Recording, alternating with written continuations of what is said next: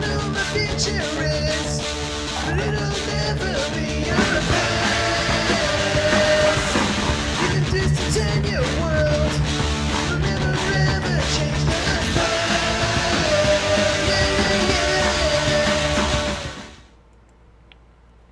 Hey everybody, it's Fight Club Hubs. Welcome to another episode of GVN Live. And with me today is Mark and Jan, as always. How are you today, Jan? Doing good. How are you? Doing great. And Mark, how are you today? Well, I haven't been suspended from Twitch for filming in a bathroom, so I'm doing all right, I guess. Fair. Fair. Maybe I should try streaming this on my phone and go to the bathroom. No. It's not a public bathroom. That'd just be weird. Nobody needs to see your private bathroom. Okay, fine. But you get to see my cat sleeping in the sink. She likes it. It's comfortable. But anyway, guys, thank you for tuning into the show today. We have some interesting topics to talk about. It's actually been... the last 3 weeks have been pretty slow in terms of, like, gaming news. I mean, Dr. Disrespect got unbanned. Whoop-de-fucking-do. They announced a Doom TV series based off the book of Masters of Doom, which is something we're going to talk about briefly. Cuphead, the animated series, has been announced today earlier for Netflix. And we're going to be talking about some other things as well, including a little rant about Samurai Showdown's horrible online system. But it's been a while, so I'm sure we've all been playing games lately in that 3 week span. So, Jan, what have you been playing? Shadowbringers. Pretty much it. That and Magic, but mostly Shadowbringers. And how is Shadowbringers? Fantastic. I feel like you want to go into a giant long rant about how great it is, and you're just waiting for the okay. I would, but I also know that there's like an interesting sort of separation from MMOs and 14 in general. So it's like people like it. It's been getting really positive reviews. It's one of the best expansions the game has seen so far. And it's also boasting, huge player numbers because, let's be honest, it is considered to be the number one MMO on the market right now. It's obviously done everything that it can to become better than what it was, 5-6 years ago when it basically, knocked its own head square into the, poop on the outside of the track because, it wanted to try to get a closer look at the horse races. It's fun. It's great story. The experience that I've had so far, because like literally everyone I know is basically already 80 except for like a couple of people, but I'm taking my time with the story. I'm loving with the friends. We're enjoying a lot of what it has to offer. I'm almost 77, so I'm like close to the end of the leveling portion, but like I don't know, like for me 14 has always been just the solid story experience that really drives the idea of what an MMO can be in terms of not just storytelling, but also like consistency. So yeah, I mean, pretty much that's what I've been focusing a lot of my efforts on, that, and I've been trying to get back into gold in Magic Arena, but getting really pissed off at Esper. All right, and Mark, what have you been playing lately? Not really much of anything, honestly. When we streamed on Saturday, I streamed Dusk for a bit, which is basically a modern re-release, I guess, or modern redesigning of what Quake was back in the day. It's not bad. I enjoyed it well enough. It's not, my favorite FPS or anything, but it does what Quake did in the way that I remember Quake, and I enjoy it to the extent that I enjoyed Quake at the time that it came out. Now, which is to say, I will play it for a bit, and then it will probably be like a thing that I, do whatever with beyond that point. Mm-hmm. Is Dusk still in early access? Because I know it's been there for a while. I want to say it's out now. I didn't say anything about early access when I picked it up. Okay, I might check it out then, because I remember when it was introduced to me, it was early access, and I was just like, yeah, I'll hold off and wait for their final game. But then again, I went and I bought Ion Maiden in early access, but it was also on sale, so Yeah. and I'm gonna look to check that out. I'm pretty sure Dusk is on sale too, isn't it? Well, the sale I think is over today. Oh, right. Summer sale ended. Mm-hmm. Yeah. I also picked up a Medieval, which is from that same developer, and is basically a first-person shooter in the Hexen or Heretic vein. Oh Which yeah, I is heard of that. Right on. pretty I good. forgot about it. Yeah, I like Hexen / Heretic, so that was nice that they've done something to revitalize that concept since nobody else is doing anything with it. Mm-hmm. Right. And the game itself is pretty neat. Like it's not amazing or anything, but it's pretty cute. I enjoyed it from what I played of it. I played a couple of missions. Um, that's honestly really about it. Otherwise, it's just been like crappy mobile phone games. For me, I've been playing back and forth between Monster Hunter Generations Ultimate. I was just helping a friend of mine yesterday, as a matter of fact, on stream break his HR. He was very happy about that. Right on. I was playing some Bloodstain finally. I mean, I had it for like a week and I just never touched it for whatever reason. I've been. Yeah, I played that on stream a couple of weeks ago. Yeah. It's a fun game. I really like it. Oh yeah, that game is rad as shit. That game is. So far it's that and Resident Evil 2 are pretty much tied for my game of the year right now. I haven't played the Outer Wilds yet. I need to do that at some point sooner rather than later Yeah, I thought you were because gonna- a lot of people. Yeah, I I thought want you to were check gonna do that that out. this weekend, so I was going to, but then my friend Taylor was like, "Hey, Dusk anybody or want to something. play video games?" And I was like, "Yeah, all right, I'll play video games with you folks." I'll Yeah. probably try and stream it this coming weekend. I haven't touched it at all because I want to go into it completely blind for the stream because, I've heard that it's a really amazing experience that you have to not like that you don't want to experience anything of. Mhm. And so, I haven't watched any videos on it. Sure. I haven't read anything about it. I have just seen people talking about like how great it is, and I'm like, all right, I'll play it. I'll play it. So yeah, I was going to play it this past weekend. It just didn't happen, but I'm going to try and stream it this weekend because I really do want to play it and see, if all the hype is justified, if it's going to be in competition with, Bloodstained and Resident Evil 2 for my game of the year, or if it's just Mhm. going to be, a thing that I played. Mm-hmm. Now, the other game I've been playing a lot of it. I got back into Guild Wars 2. I have a couple of friends, a coworker of mine, and we just went around and I just been playing story mode, got to level 80. I got my first mount. I'm doing the expansions that came out like a couple years ago. I'm having a lot of fun playing that game again, and I'm also playing a little bit of Samurai Showdown here and there for only brief periods of time, for as long as I can tolerate the online. And Just play rank. God. Huh? Just play rank. I do play rank, but the netcode kind of sucks too. And Fair. that's kind of what I want to start off on the first topic about Samurai Showdown online rant, because I mean, the game is great. I love the mechanics. It's great. I love the system that they put in there, and I love the pacing of the matches. What I cannot tolerate is how poorly designed the netcode is, as well as the online lobby system. So, let's put it like this. The lobby system is set up for you enter the room or you set it up, and setting it up is pretty basic, pretty much. You just set your parameters, players, private mode, whatever. They have two bars when you enter the room. The top bar is all the people that join the lobby. You have two boxes in the center, which is the people who select a box and they hit X, and then they're in the match. Then you have a bar on the bottom, which is for spectating. You have to highlight if you want to watch a match. You have to get down there and highlight or hit a box before the match starts.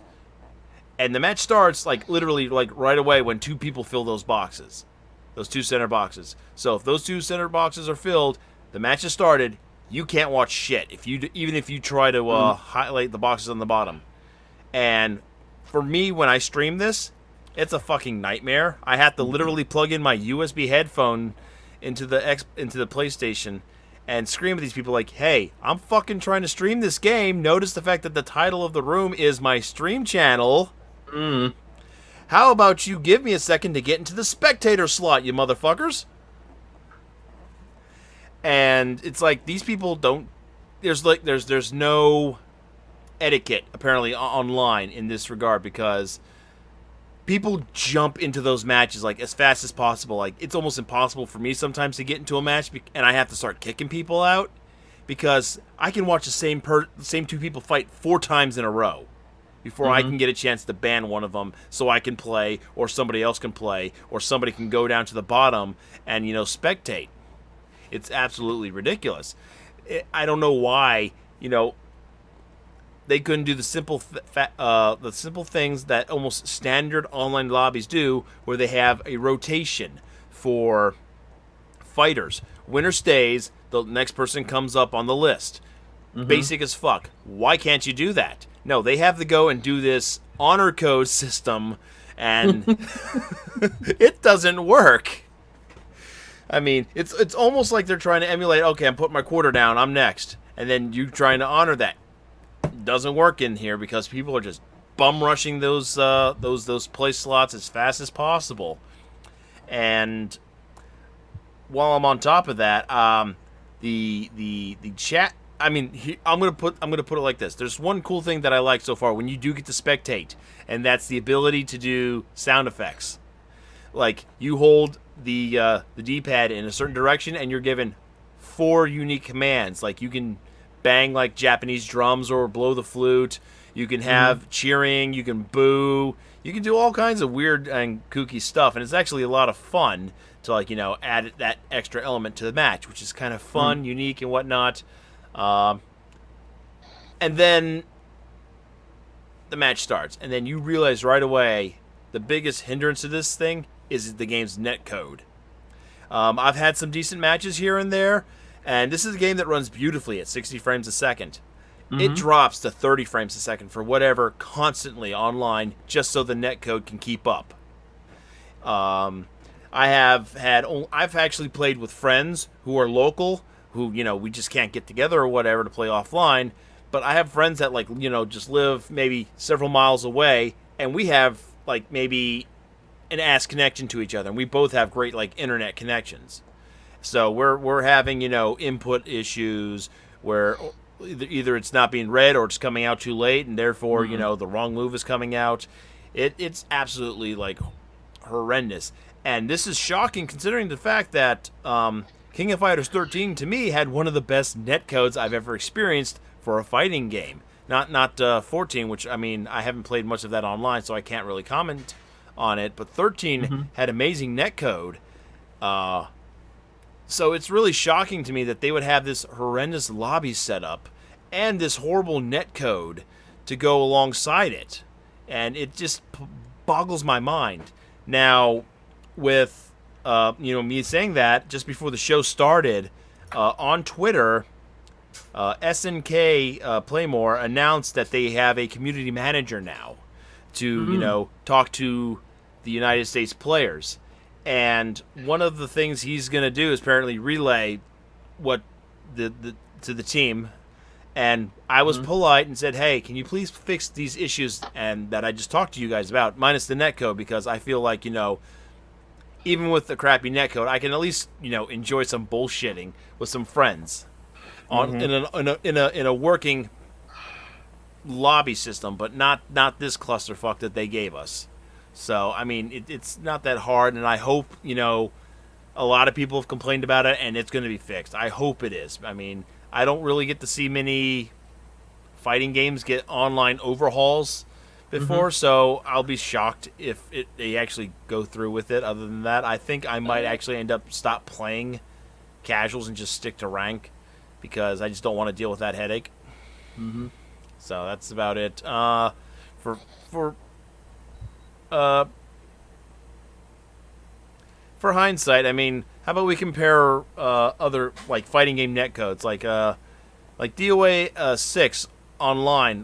They have a decent netcode, to be truthfully honest, for PC anyway. I haven't played it on the PS4. What do you think, Jan? I mean, PC seemed fine for me. I haven't played it on console either. I think that there's a distinct like divide here, because the reason why Sam Show released as early as it did for Xbox PS4 Evo. was purely because of Evo. The concept or the idea that people would be taking it online like seriously is pretty low right now, and I think it was kind of low on their totem pole to really try to make sure that it worked. I think what they did is they put this bare bones system into the game specifically so that it have some form of online for it, because that was a thing that had to happen, because we live in that day and age where not everyone gets a chance to actually go to locals all the time anymore. It happens. But I mean, I don't know that. I mean, not to discredit or to state that your gripes aren't legitimate, because they are. Obviously, the netcode is kind of poop, and the lobby system's kind of whack as fuck. We're not really sure why it is what it is, but I feel like there's a good possibility that a lot of these issues will be fixed once they release the additional versions of the game. Once Evo is done, and they have a chance to really take a lot of the feedback from the players and the people at Evo and on Twitter and on social media, to really refine the game for its final release once it actually comes out on PC and I guess Switch, was it? I don't remember what the other ones is. I think it's I think it's only on Xbox and PS4 at this point. Right, no, but I'm talking about after Evo, like the final releases of the other game systems that it's actually going to be coming out on after Evo is complete. I think, like they said, sometime in like September or October, they're supposed to be releasing the other versions of the game so that people have the ability to play it on the other platforms. Netcode notwithstanding, because we all know that recently there's been a lot of issues with PS4 and especially the Xbox when it comes to any netcode on any fighting game. I mean, harken back to MKX. They had kind of not so good netcode for the first few weeks of the game's release, and then they were able to roll out some patches and some updates to the netcode to overhaul it to make it much, much better, and ended up being relatively decent by the time XL came out. And even so much as so that they took some of the lessons that they learned from X and XL for MK11. And granted, it's MK11 and there's still some issues and it's NetherRealm, so what are you going to do? But the overall netcode changes that they had from Mortal Kombat X was a big factor in how they modified the netcode for 11. Another one that I think was like in the last 5 years or so that had the same sort of inconsistencies was when they re-released Street Fighter 3, and they had horrible netcode for like the first 6 months, and then all of a sudden they're like, here's a patch, and they repatched it and they GGPO'd it, and it ended up being way better than is relatively considered to be one of the better netcodes in terms of fighting games right now. So I don't know. I think with the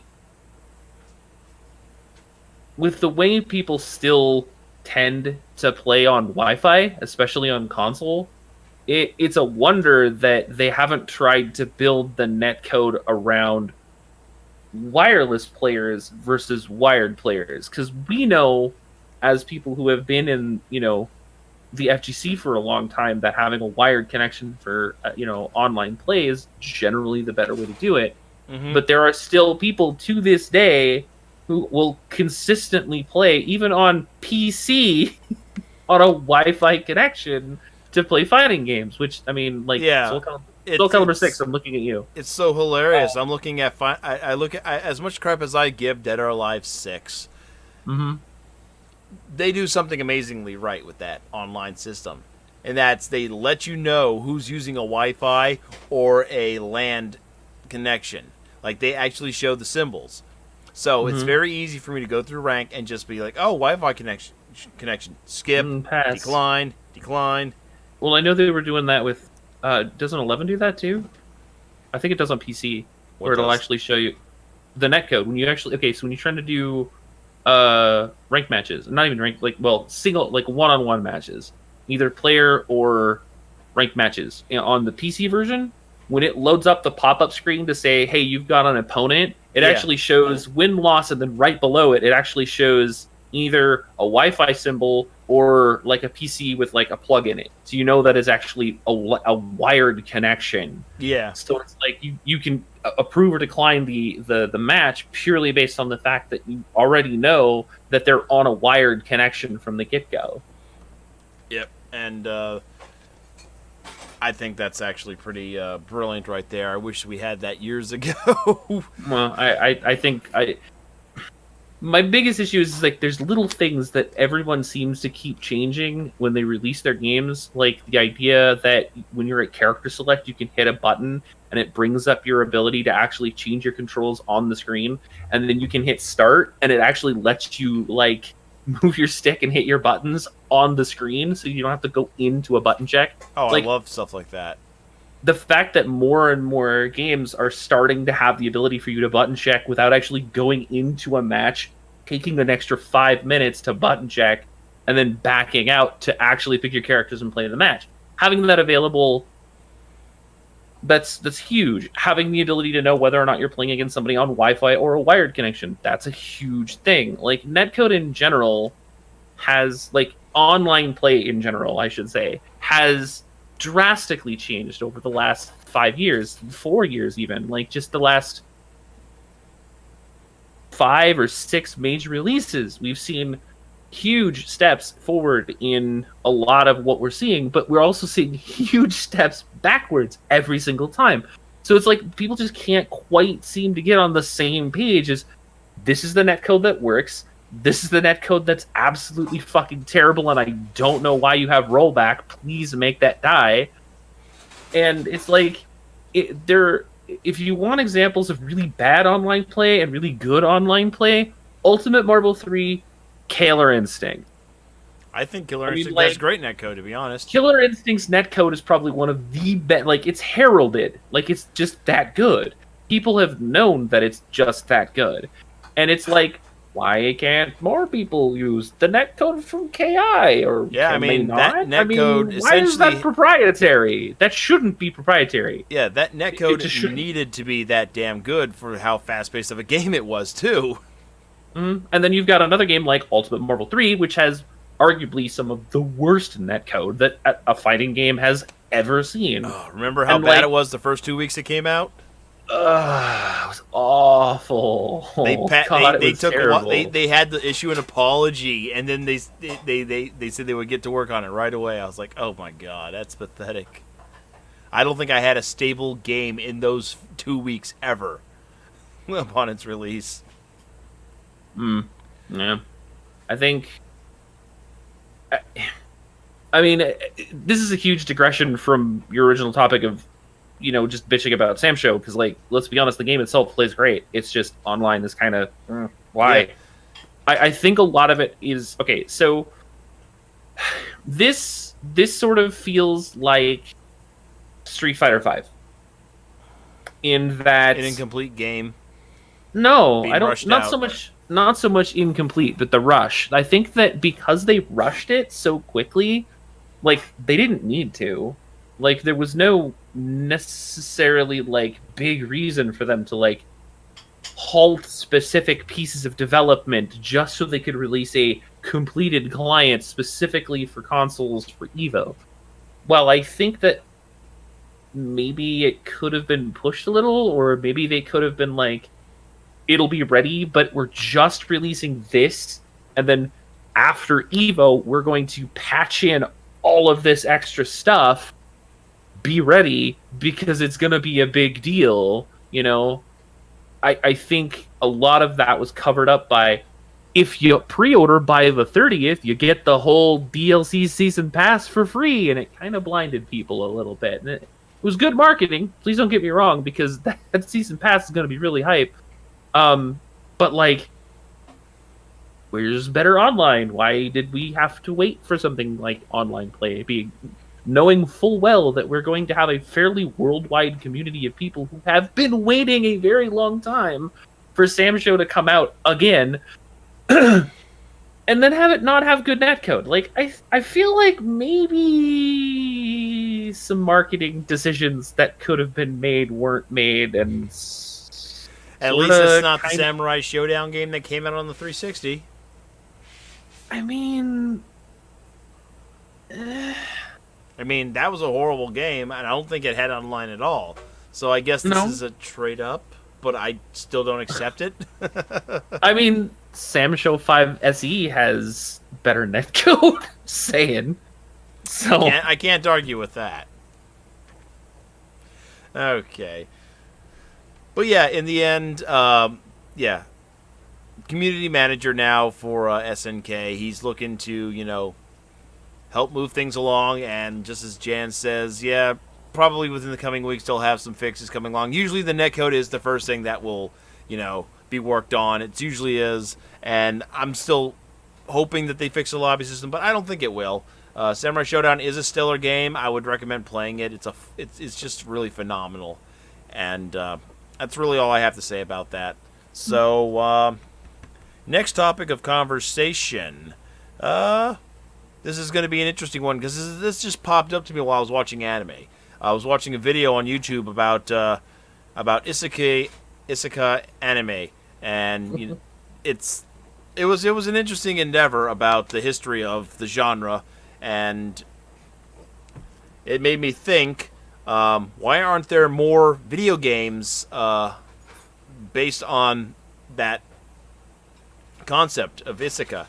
And for people who don't know what that is, an isekai anime is pretty much just means other world. Pretty much the main character of the story is transplanted to another world, or elements of this other world are brought into his world, or his or her world, and shenanigans happen. Some of the most popular anime out there, like right now, Konosuba, Sword Art Online, stuff like that. And then we do have some video games that, I know it seems like though the majority of the isekai, the popular isekai anime in this day and age are really ones that revolve around video games. But kind of, sort of. So go ahead. I'll give you a little bit of better. So isekai basically is the Japanese word for another world, which is a subsect of sekai, which actually means the world. So what ends up happening generally is you get shows like Gate, you get shows like Shield Hero, you get stuff like Reincarnated into Another World as a Slime, which are like 3 more recent ones that have all been super popular. Konosuba is another one. ReZero, Starting Over in a World by Death. That Shield Knight one. Yeah, Shield Hero. That's the one. So Magic a lot Knight, of Ray these... Earth. Throwback. 4? 95? Yeah. The concept basically is that specific characters are pulled from their world either by an accident or through some magical means of summoning to another world entirely. Escaflowne. The baseline of the characters is that they generally show up with almost no ability or no real power. More recently, though, a lot of these have started to sort of emulate video games in their concept, like Slime or Shield Hero or... Yeah, Shield Hero is absurdly video gamey. Oh, very. There's a couple of other ones that I'm not sure. They're mostly like manga right now. I don't know if they actually have an anime or if they have an anime that's actually in the works that hasn't released yet. I know there's another one that's actually starting this season in the summer called Isekai Cheat Magician. Again, it's Isekai as an anime genre is absolutely massive right now. But Isekai in outside of the manga anime world as an actual video game is pretty slim to none. Like they're so far and few between. So that's sort of why we want to discuss it today, is because at this point we have a lot of anime and manga that are isekai, but where are the video games for it? Like, we want to be able to play in those kind of worlds as those characters. Yeah, so I was looking up video games that could be considered isekai, and I went as I went and I looked that up too, and I'm not really sure how much you want as far as that sort of thing goes. Well, I was trying to do with the other world things, like getting pulled into the other world and all that stuff. And some of the earliest games I can look up for is like Monster Party on the NES, Astyanax, the Valis series, Out of This World, and Nights into Out Dreams. of This World was a really good one too. Yeah, that I think was probably one of the more popular ones. That was like sort of where the idea for the genre kind of like kicked off. Like, I think that was really where the idea of MC from our world or modern world is removed and put into a completely different world, and I think that's really kind of a good starting point. Yeah, and a couple. Well, I mean, the thing is, like, what I'm asking is, like, I don't know how many, like, are we looking for this to be as prevalent in gaming as it is in anime? Because I mean, like, I was able to find like 20 games / franchises that do this, and I looked for 5 minutes. You know what I'm saying? Yeah, but we're also. Like, I mean, like, you got Ni no Kuni 2.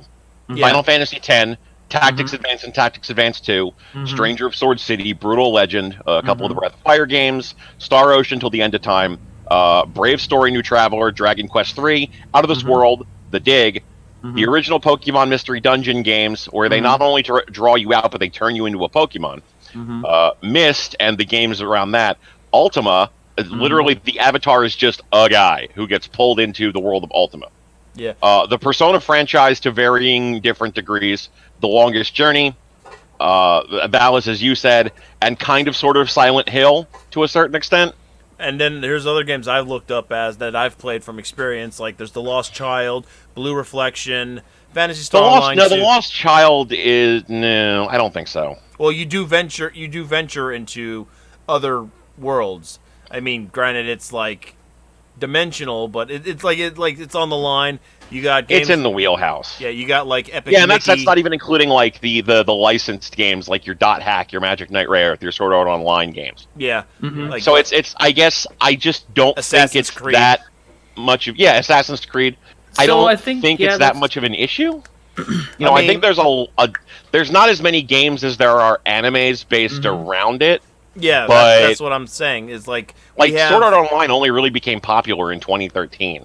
Yeah, right. And that was only because of the influx of people who were interested in what it was about, especially the first season, because of like other stuff that was leadingly popular, like Dot Hack, because it was that trapped in a video game / death game style mentality. And I think Dot Hack was really what pushed SAO to be as popular as it is, because of the intrigue and the ideal behind what, caught in a death game online, caught in an alternate world that if you die you die in the game, you die in real life. It was that whole meme really kind of started because of Dot Hack and a couple of other games that were sort of a little bit before that too, but were really part of that whole reason why SAO became as popular as it did.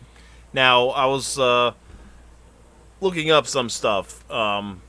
Like, when did the whole genre begin? And apparently, like, in manga, it began in the late 70s. I forget the name of the title. And the first anime was in, like, 81, 82 to incorporate it. And as you can see, like, some of the earliest video games were, like, late 80s to, like, maybe mid-90s, and they were very sparing. Like, the list of games I mentioned right there, from Monster Party all the way to Magic Knight Ray Earth for a licensed game, was pretty much it. It wasn't until Dot Hack came out that I feel that, like, there was a boom in terms of isekai, like, themed games that, like, blew up. Like Mark mentioned, like, there was, like, 20 games, and this is all in the last, like, 15 years or so.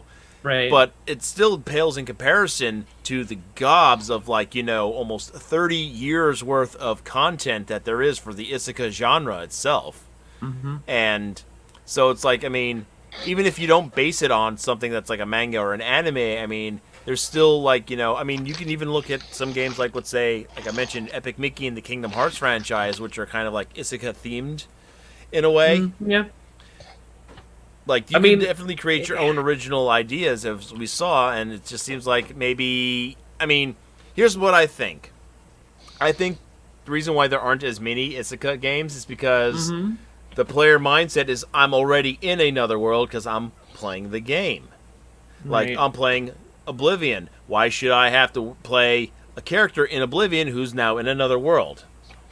I mean, I can understand that. It seems kind of far-fetched, but Kinda.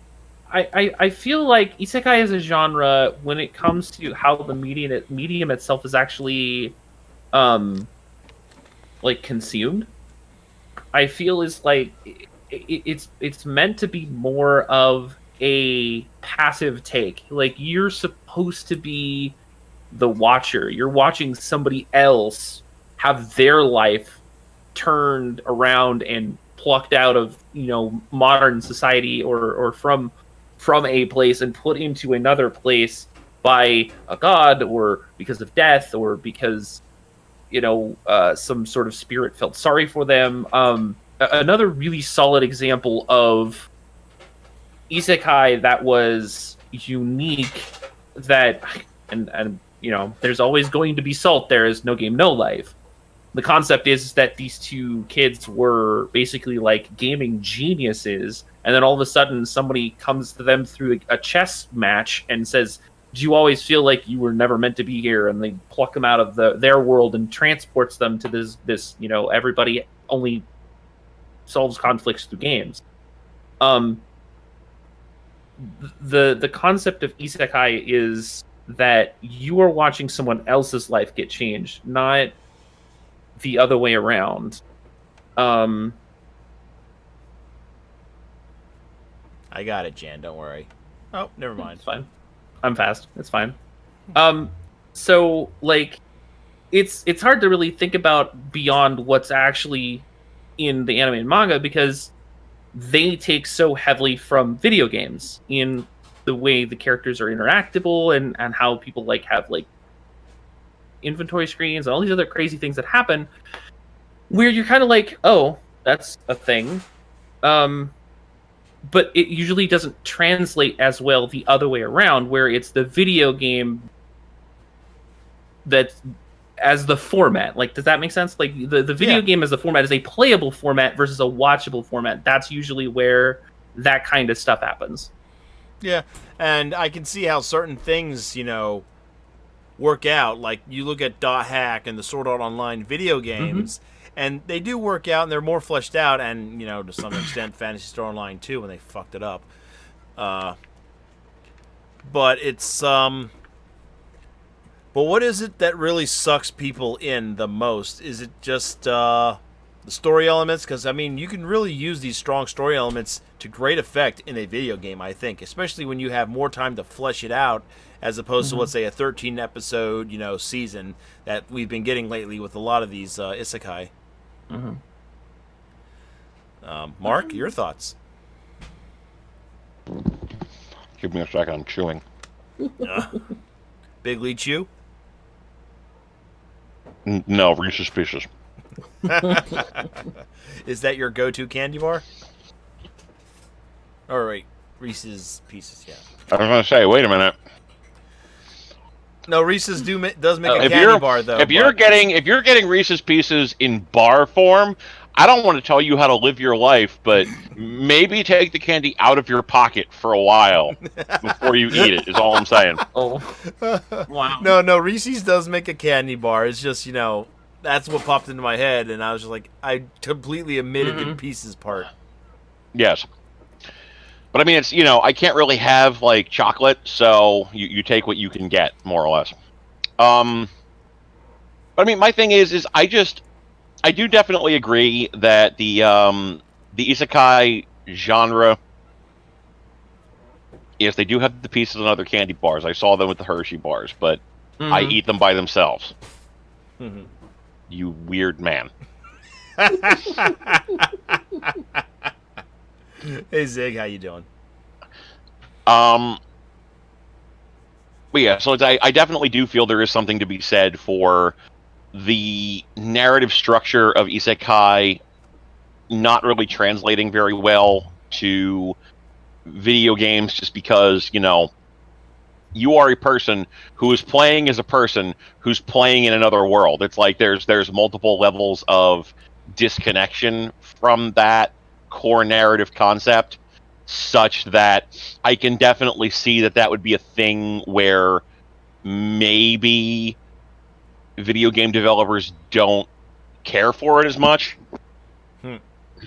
I did also see that there's a bunch more that have come out in Japan that have not come to the US. Mm-hmm. So I think that it may also just be a case where there are more than we think, but we're not seeing them because isekai is not a popular genre in the US. Sword Art Online, got over kind of sort of like well in the US, but there's not exactly a ton of popular anime doing that in the US as far as that goes.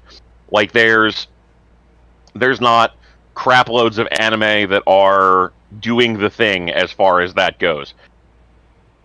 And I mean, anime is more popular now than it has been in, decades at this point, but it still also is like it's less popular than your superhero genre. It's less popular than a bunch of other stuff. So it may just be a case where isekai is at like a 10 in Japanese popularity and like a 6 in US popularity. So they're seeing more of that genre in Japan than they are in the US because the demand for it is large. Now, my big question here is there, I mean, yeah, with anime, getting more popular now in the West, in the Western markets here, and, you got those adaptations like Alita that you did well, and you got Akira on the way. Do you think there's a possibility that there might be, let's say, an adaptation for the big screen for like an isekai, like a popular isekai, like let's say maybe just throw it out there theoretically, let's say Magic Knight Ray Earth? Do you think that might get more people interested in the genre outside of the people who already watch the anime, and maybe there would be more of a boom and interest for that in a video game sense? No. No. Because you're making a lot, like that statement, while I understand where you're going with it, that statement is doing a lot of fucking work to get from point A to point Z there. For one thing, against you, it's just like, I get where you're going with it, but the idea works only in a vacuum. Like, the first thing to keep in mind before we go any further forward, Battle Angel Alita did not make a lot of money as a movie. And, there could be any one of a number of different reasons for that. The visual aesthetic of the Alita makeup that they did, like the CGI that they did, was kind of weird and off-putting, seeing it in advertisements. It was, trying to compete with the superhero genre as a big spectacle piece, and it wasn't necessarily equipped to the task, et cetera, et cetera. But in general, live action anime just does not do particularly well in the US. And I mean, let's be clear here. I don't care for it. I don't think it's a good idea in general. Even if Alita was a solid movie by all indications, the Death Note live action thing on Netflix was shit. The live action Fist of the North Star film was shit. The live action Dragon Ball film was shit. The live action Ghost in the Shell film. I could keep going, but you get my point. Like, one good westernized live action film does not justify all the rest of them. So we're starting from, Alita didn't make any money. Live action anime movies generally don't do particularly well. Live action anime movies are generally not very good. But then on top of all of that, but then again, most live action animes aren't backed by Peter Jackson, so. I mean, Alita was backed by James Cameron, so... yeah, that's what I meant. I don't know why I said James Cameron and Robert Rodriguez, like, they had solid backing, and for what it was worth, the movie did well-ish. I enjoyed it for what it was. $400 million on an expected budget, on an expected make back of around $350 million. It barely made a profit, by all indications. Like, I was literally just reading about that today. It's the only reason why I have those numbers off the top of my head. Well, but it barely made a profit. Now, it may do well through streaming and through DVD, but you don't put $350 million make back into a film that's going to do well as a niche property. Like, they like the movie was almost certainly a disappointment, or it would have been if Fox were still an existent film distribution group now. But again, like, my point here is that, okay, just for all of that, it's behind the gun. But then we're talking, like, you take Rare Earth, films built for a female audience, even now, generally tends to have one of two major problems. They are either secretly meant for teenage boys, or they are shit on by the audience that they're not actually made for. So you're talking about, like, there's some isekai you could probably make a live action for, but if we're taking Rare Earth just as an example, that movie has a 50-50 chance of either being, fucking Sucker Punch, but with magical girls, or getting shit on by every fucking dipshit on the internet who has, like, more of a neckbeard than I do and 3 different trilby hats. Lady. So to counter, sort of, and again, I'm probably playing a devil's advocate here, just purely on my own personal bias. I actually liked Alita as a movie. It was better than the one-shot anime they did in the 90s, because, let's be honest, that was crap. Well, yeah, everything I've heard indicates that it's a pretty good movie. Yeah, absolutely. And I'm pretty sure that home sales and streaming sales are definitely going to make it even more, at this point, more profit than what it was. As a counterpoint, however, I would also like to point out that there is a second movie that did fairly well, considering, and it would be also remiss to not talk about, like, the fact that it's both a game and anime sort of crossover idea in terms of where it's coming from, in Detective Pikachu. On a budget of $150 million, it made $429.1 worldwide. So, again, franchise is important. If you take something that's small or relatively unknown or more niche, like Ghost in the Shell, like Alita, like, heaven forbid, Magic Knight Rare Earth, where a lot of people just don't remember it, or are probably too young to have ever actually seen it originally, probably isn't going to do very well. But you take something that's got a bigger property, you take something that's going to have a much larger footprint, and put it into the hands of people who not only care about the franchise, but also want to see it succeed, like they did with Detective Pikachu. And you have a recipe for success. You have a recipe for something that could do very well. All right, so I'm worried about Akira. I'm super worried about Akira, because it is probably one of the most well-known movies that are, in the anime vein.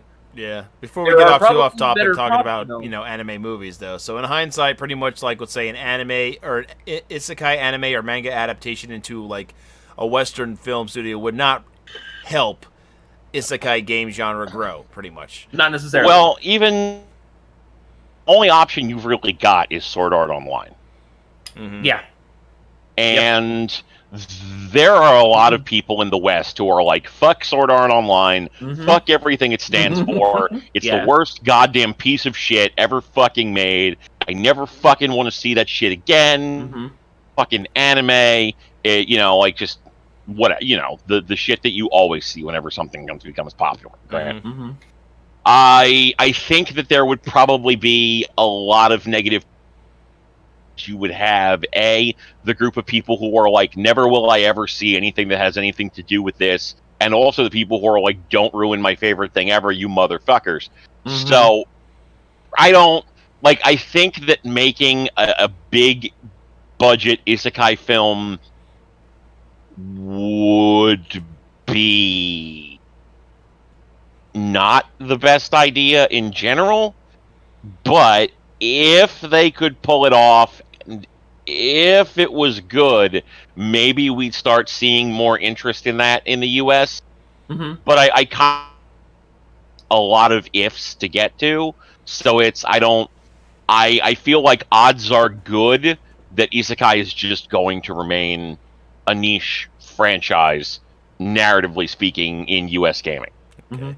Now, speaking of things though that are not niche, however, moving on, because I mean, this topic of conversation actually lasted longer than I expected. Mhm. Maybe we'll visit it again someday. Talk about some of our favorite isekai games. But speaking of stuff that aren't niche, however, first-person shooters are, the most popular form of gaming in the U.S. aside from sports games and, whatever the fuck esports likes. Um, and one of the biggest, Mostly first-person shooters. yeah, and one of the biggest first-person shooters of all time is Doom, and we talk about Doom a lot on this show. Well, Doom's getting a TV series, not an action TV series, but actually an adaptation of the book Masters of Doom, which is being brought to us by James Franco, of all people, and his brother. And it's pretty much going to be talking about, I don't know if it's a miniseries or if it's actually going to be a full-fledged series, but it's going to be talking about pretty much the development of what goes on at id Software in the early days of Doom.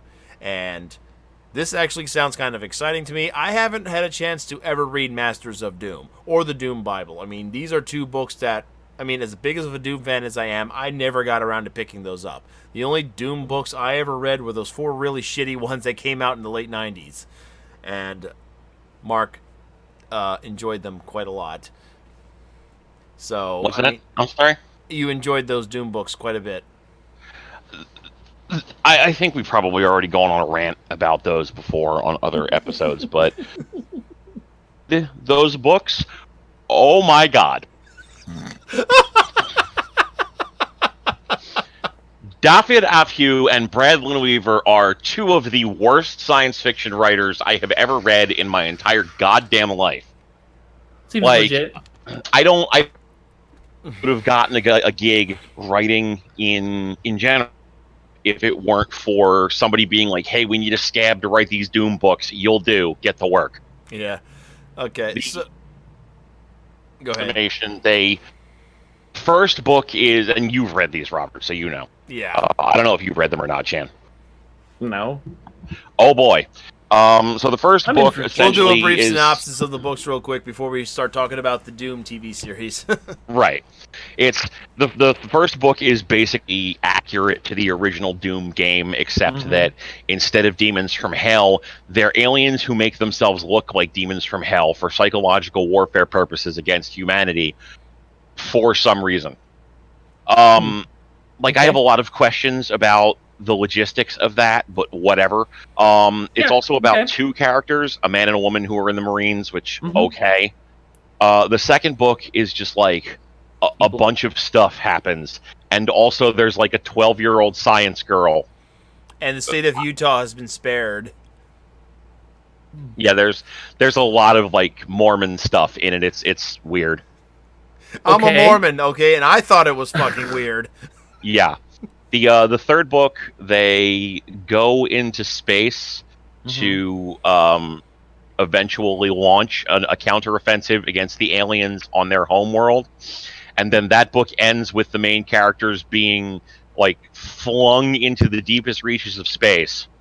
And the fourth book is them like dealing with the fallout of the alien invasion, all of the original aliens that they were facing having been long since killed off and replaced by a new group of like symbiote aliens who are like parasites that attach themselves to the brains of humans.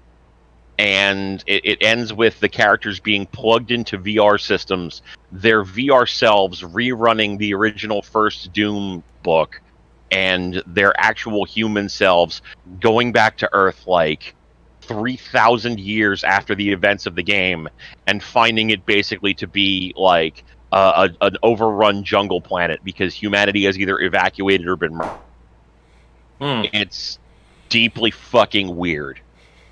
Like, this wouldn't be a good book. I just want to be clear about this. There is the writing is abysmal. The characterization is deeply mediocre at the best of times. There are way too many plot threads that the books just pick up and then cast aside. Characters just excuse me, float in and out of the narrative for no particular reason whatsoever. It's bad just as a book. But as a Doom thing, it is the worst. The bad.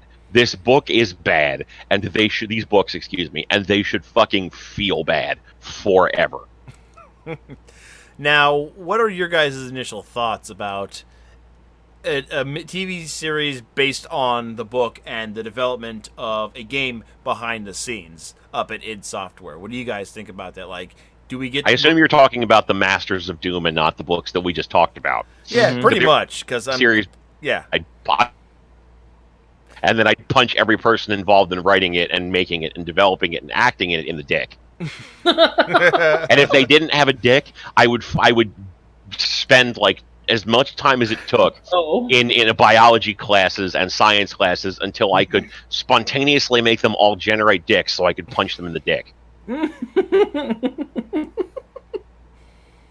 Oh, Mark, why don't you tell us how you really feel?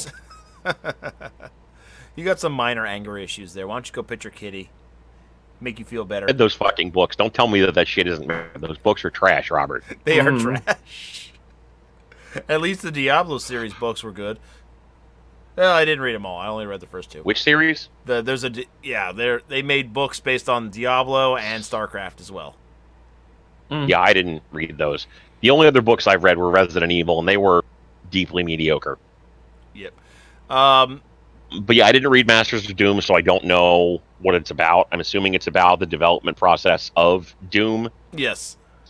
I mean, that would probably be a fine show. So, like, what are the ideas or what are the thoughts on the fact that there may be, let's say, more TV shows, but this time more like up to date, like behind the scenes of game development that would be spawned because of this? Jan, well, they already had that one. They already had that one that they announced that's going to be a comedy aspect of it on Apple TV. I'm not familiar.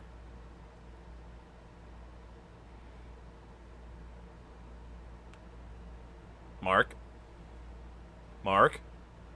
I may have crashed. I know not these things. Are you can still hear me, Jan, right? Jan, can you hear me? Uh-oh. Hello? Hello? Can you guys hear me? Yeah. I'm good. What Yeah, happened? that was weird. I'm not sure. Everything just kind of... I think Discord kind of just took a giant dump. Yeah, I think Discord is shit in the bed, because I've been hearing you break up at the end of some of your sentences, Mark. Yeah, you too. Yep, okay, so yeah, Discord's shit in the bed. Alright, well, you were telling me about a TV series. Yeah, they announced one during the Ubisoft press event at E3, I want to say it was. Yeah. That is going to have the guy from It's Always Sunny in Philadelphia as like the main character, and I think it's got a couple of the other showrunners from Sunny doing like behind the scenes writing and whatnot. So like between these two shows, it would definitely be, I think, something where we're going to start seeing that happen more. I mean, it's kind of exciting. Right. Okay, so I remember the one you're talking about. So the Doom one is more drama-esque. It's more down to earth about the development of Doom. Sure, but I'm just saying, like in general, like that, and the other one's more of a farce. It's right. It's more, but it's still like this is a thing that's starting to happen.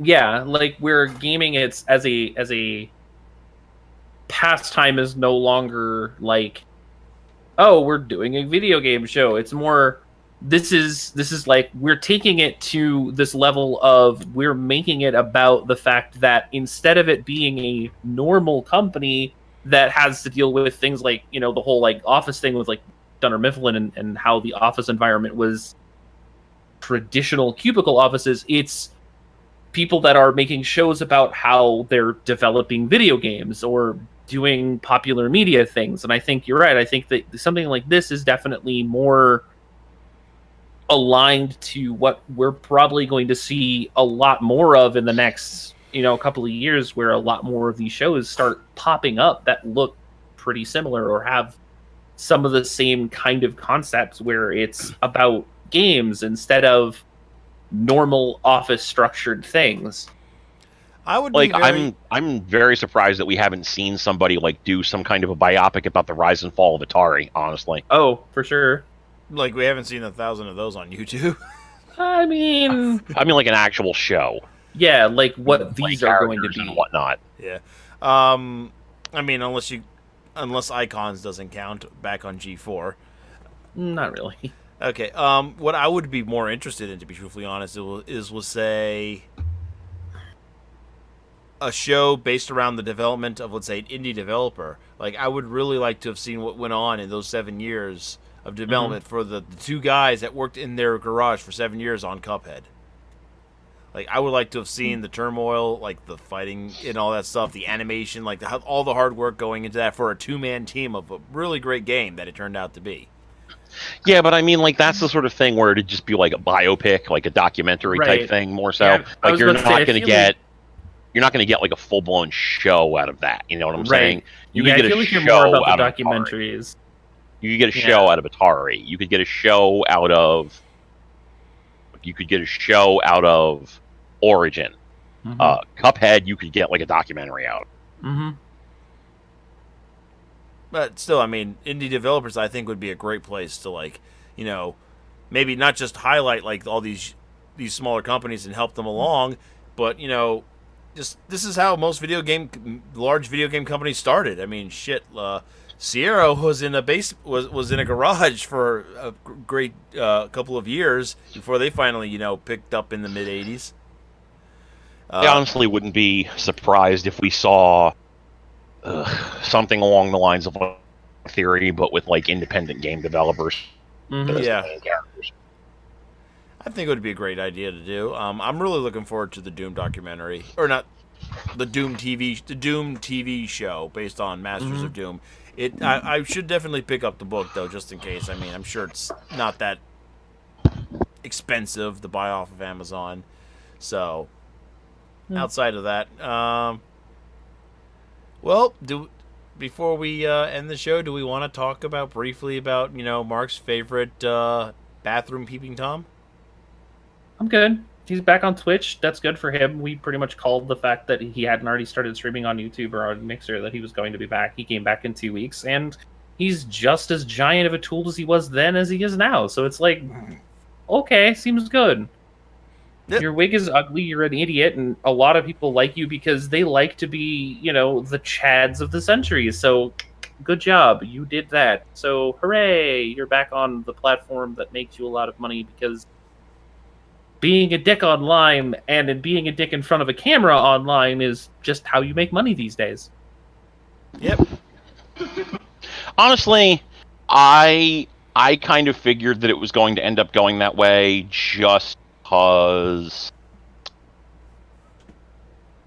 like, Dr. Disrespect is a controversial figure from a public perception perspective, but it's not like he's getting banned all the time from Twitch. This is his first real ban. I'm pretty sure that he probably just had to say, like, you know, 100 Hail Marys or whatever the fuck, and they were just like, yeah, that's fine, you can have your channel back.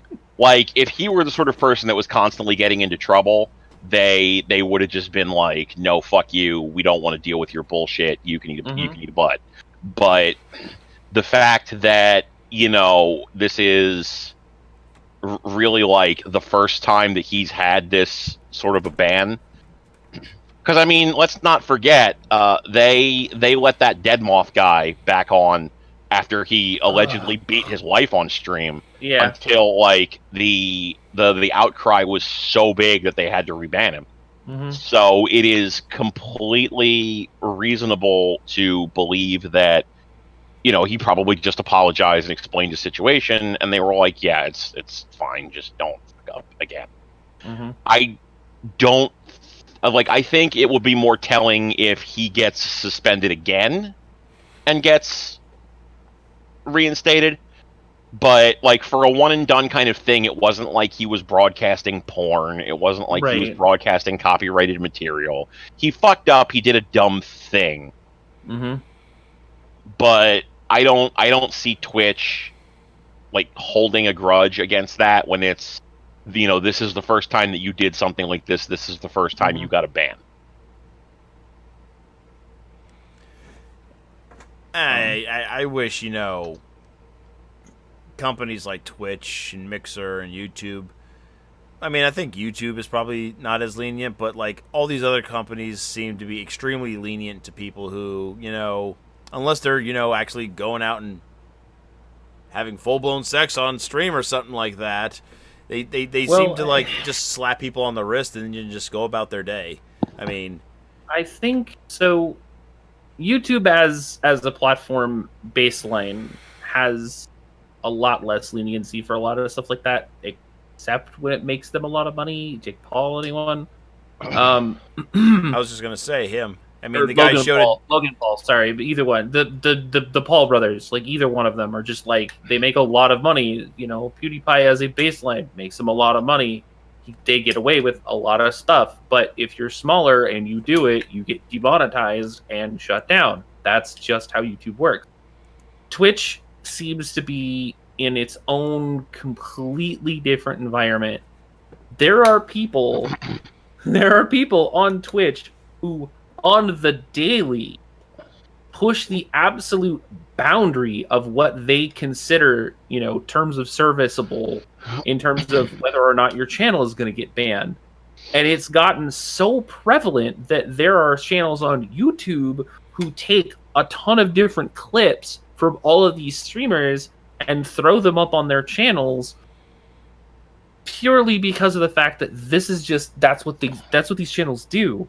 Like there's an entire subsect of the IRL / just chatting that are just a bunch of Russian and Korean and like foreign language speaking girls who wear hella less than I wear normally and are getting hundreds of people watching their channels because you know why, spending hundreds of dollars of their hard-earned money on these streamers and they don't get touched. And they are very, Mark, very much breaking those down. Like the boundaries of this is what isn't supposed to be on Twitch, and yet they're broadcasting it and they're getting away with it daily. So it's really hard to say where that gray area, that fine line is supposed to be, because there are people who regularly break, you know, TOS that should get their channels banned permanently, and they don't because. Yeah, like an example, Mark, when I was watching that clip of your last stream where you were singing at the very end, and once that was over, it showed some clip suggestions, and I just clicked on it. It was 4 chicks talking to this one guy who was in the center of the camera, and the one girl's just straight up, "So, how big is your dick?" That's actually really common. I know. I'm just like, I mean, we curse, and sometimes we're pretty lewd about it, but we don't go as far as, you know, getting extremely sexually heavy and explicit as that, nor do we, you know, show off shitloads amount of flesh as these girls were. And I actually looked it up. Apparently, one of these girls was a porn star. Well, so here's the thing. Like, a lot of these girls are not just streaming on Twitch. They have other channels on adult sites that they do the exact same thing on. They do what we do. They do talk stuff. They do just chatting. But it's on an adult site, so they can get away with showing off a lot more stuff. But because they have both channels doing the exact same thing, the fine line there is that technically you're not supposed to be able to do a lot of that on Twitch, and guess what? They get away with it pretty regularly. But they're getting, and I'm not talking like tens of viewers, like hundreds of viewers daily doing this kind of stuff. That's how they get their cash. That's how they become Twitch famous. That's how, and then they move on to MFC or, other streaming channels that are not TOS, that are 18 plus, and it's regular. Like that's just how they make their living. And it's like, look, your hustle is your hustle. I don't have a problem with it. I do what I do, you do what you do. However, I can still say that you doing it on the platform that's not technically dedicated for what you're doing and you not getting in trouble for it is where we need to start kind of focusing our attention. Because it's not what the streamers are doing, it's what the companies are allowing the streamers to do. And I feel like that really harkens back to there's two groups of people who stream that are top people. Like if you're getting more than like 1,000 or 2,000 viewers every time you stream, like Dr. Disrespect, that you have to understand that you have reached a point of saturation where your influence is much larger and you get noticed a lot more often. So you're under a lot more scrutiny. But when you're under that 1,000 mark, if you're hitting like 300, 400, 500 viewers, maybe you get noticed, but you're not going to get, Twitch noticed. So it's hard to really put a point on controversy for controversy's sake or controversy because I'm an idiot and didn't realize what I was actually doing was wrong because I don't go out much. Granted, Dr. Disrespect's issue was purely because that was actually the first time he'd ever actually done an IRL stream. 99% of the time he is playing games at his computer, and that's how he entertains people. He is not an IRL streamer. He is not a just chatting person. The fact that he did what he did and how he did what he did means that it was either scripted or he just was so oblivious that he just didn't give a fuck. So, yeah, honestly, like I said, you get paid on a daily basis to stream and be a dick to people because that's what got you famous and that's what you continue to do to be famous. But you also fucked up because you're that scrutinized. So, there is a point where you have to basically say you take the good with the bad and just kind of move on with your day. Yeah, well. Yeah, you take the good, you take the bad, you take them both, and there you have the facts of life. The facts of life. Thank you, Mark, for ending. We're going to end it right there because I can't top that shit. When the world never seems to be living up to your dream. There you go. Good night, everybody. Have a great night. Yeah. Well, anyway, I want to thank everybody for tuning in to GVN Live. Feel free to tune in tomorrow night, Guild Wars Wednesday. Yeah, because I'm not doing 3 Vets and a Noob anymore, so I that's what I do. Jan, what are you doing? More of the same. Shadowbringers, Magic. That's pretty much what I've been streaming recently. I don't have a schedule. I'm just kind of doing it when I have the inkling and or know that I will have more than like 2 people in my chat right now. So I'm really not set on a schedule. I'm working the day shift, so I'm not really staying up very late, and then I'm scooting back over to the night shift once we actually hit OJT. So, we'll see. Okay. Mark, what are you doing? Well, apparently when Dr. Disrespect did his return stream, he pulled in 80,000 concurrent viewers, which made him the most watched streamer live on Twitch at that time. So I guess I'm filming in a public bathroom.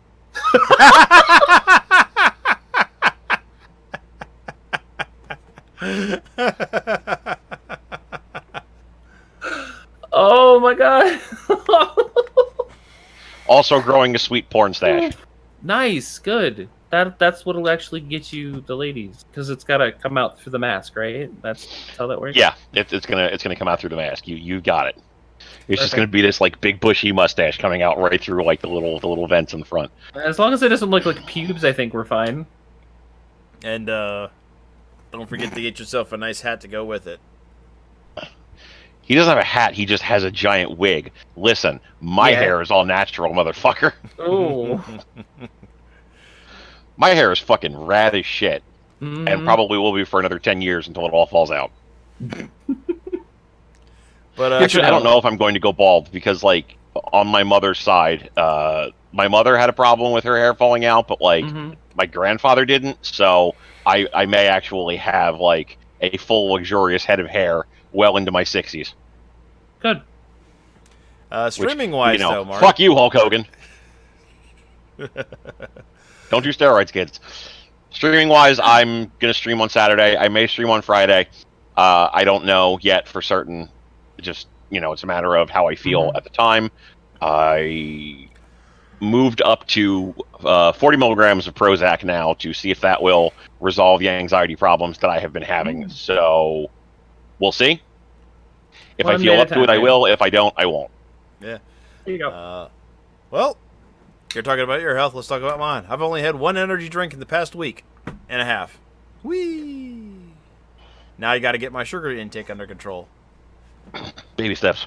Yep, Baby baby steps. steps.